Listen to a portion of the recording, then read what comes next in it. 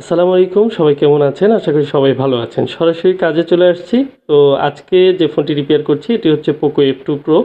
মূলত আমরা অনেক সময়ই দেখা যায় CPU রিভলভ করে ডেড ফোনগুলো রিপেয়ার করে থাকি। তো RAM CPU রিমুভ করে রিভলভ করে লাগিয়ে ফোনগুলো অন হয়ে যায়, এটি দেখে অনেকেই ভাবেন যে সব ধরনের ফোনে হয়তো CPU রিভলিং ইস্যু আসে এবং কি অনেক টেকনিশিয়ান ভাইরাও কিন্তু যেকোনো প্রবলেমের কারণেই CPU রিভলভ করে বসেন। এটি কিন্তু চরম একটি ভুল। কারণ আমাদের কিন্তু অনেকগুলো বিষয় খেয়াল করে তারপর কিন্তু CPU রিভলিংয়ের কাজে হাত দিতে হয়। এক্সাক্টলি সরাসরি যে এই যে সিপিইউটা বা র্যামটি রিমুভ করে সিপিইউটি রিভলভ করে লাগিয়ে দিব আর ফোন অন হয়ে যাবে, বিষয়টি কিন্তু এরকম না। একটি ফোনের অনেক হিস্টোরি জানার পর এবং সেই ফোনটির পাওয়ার সেকশনটি মেজারমেন্ট করার পর তারপরে কিন্তু একটি সিদ্ধান্তে আমরা আসি এবং ফোনটির কিভাবে অফ হয়েছে বা কী ধরনের প্রসেসর ইউজ করা হয়েছে, সব ধরনের প্রসেসরে কিন্তু সিপিইউ ইস্যু হয় না। এবং কিছু সিমটম আছে যে সিমটমগুলো থেকে বলা যায় যে হ্যাঁ, এগুলো সিপিইউ রিভলভ করলে হওয়ার চান্স আছে। কিন্তু এই ফোনগুলো কি হয় দেখা যায় যে যদি সিপিইউ ইস্যু থাকে তাহলে অনেক সময় অনেক ফোনগুলো পাওয়ার সেকশনে কাজ করে ফেলে। পাওয়ার সেকশনে কাজ করার কারণে দেখা যায় যে সিপিইউ রিভলভ করেও অনেক সময় কিন্তু সেগুলো সাকসেস নাও হতে পারে। তো এক্সাক্টলি আসলে ফল্ট ফাইন্ডিং এর জন্য আমাদের কিন্তু আরও বেশি সচেতন হয়ে এই কাজগুলো করতে হবে। তো আমি চেষ্টা করি যে কাজগুলো ফ্রেশ থাকে, ইনটেক থাকে সেই ফোনগুলোই নেওয়ার। কারণ এ ধরনের ফোনগুলো যদি রিবোলিং করা হয়, তারপরে যদি ফোনটি আনসাকসেস হয়, ঠিক না হয়, দেখা যায় অনেক ক্ষেত্রে সিপিইউ ড্যামেজ হয়ে যায় এবং পাওয়ার সেকশন অনেক সময় ড্যামেজ হয়ে যায়। বিভিন্ন ধরনের প্রবলেম হওয়ার কারণে সেই ফোনগুলো কিন্তু আর রিপেয়ার হয় না।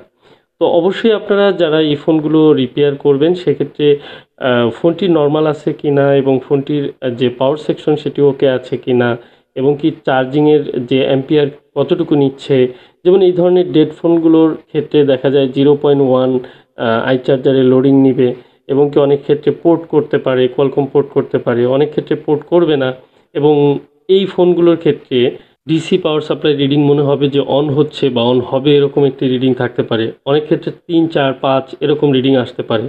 তো এই ধরনের বিষয়গুলো খেয়াল করতে হবে। প্রত্যেকটি সেকশনকে আলাদা, আলাদাভাবে চেক করার পর বা আ মেজারমেন্ট করার পরই কিন্তু একটি সিপিইউ রিবোলিং এর কাজে যাওয়া উচিত। এবং কি সিপিইউ রিবোলিং এর কিছু কমন ইস্যু আছে সেগুলোর ক্ষেত্রে দেখা যায় সরাসরি সিপিইউর কাজগুলো করলে হয়ে যায়। বাট সিপিইউর কাজে আপনার যদি দক্ষতা না থাকে তাহলে সেই কাজটি করতে গিয়ে কিন্তু ফোনটি নষ্ট করা যাবে না। কারণ অনেক ফোন এরকম আমরা পাই আমাদের সিনিয়র যারা টেকনিশিয়ান রয়েছেন তারা কিন্তু এই বিষয়গুলো জানেন যে এই কাজগুলো আসলে হওয়ার মতো থাকে। দেখা যায় অনেক ক্ষেত্রে একটু আ সাবধানতার কারণে এই ফোনগুলো কিন্তু চিরতরে ডেড হয়ে যায়। পরবর্তীতে আর অন হয় না।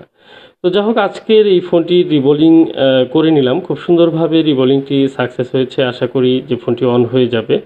তো এ ধরনের প্রবলেমগুলো সাধারণত আমাদের ফিক্স করতে চাইলে যারা রিবোলিং এর কাজগুলো করেন, এক্সপার্ট আছে যারা, তাদের কাছে যাবেন। আপনার নিকটস্থ শহরে এই ধরনের টেকনিশিয়ান থাকতে পারে। অবশ্যই খোঁজ খবর নিয়ে তারপরে কাজটি করতে দিবেন। আর যারা এই কাজে অভিজ্ঞ আছেন তারা তো এই বিষয়গুলো জানেনই, কিভাবে কি করতে হবে।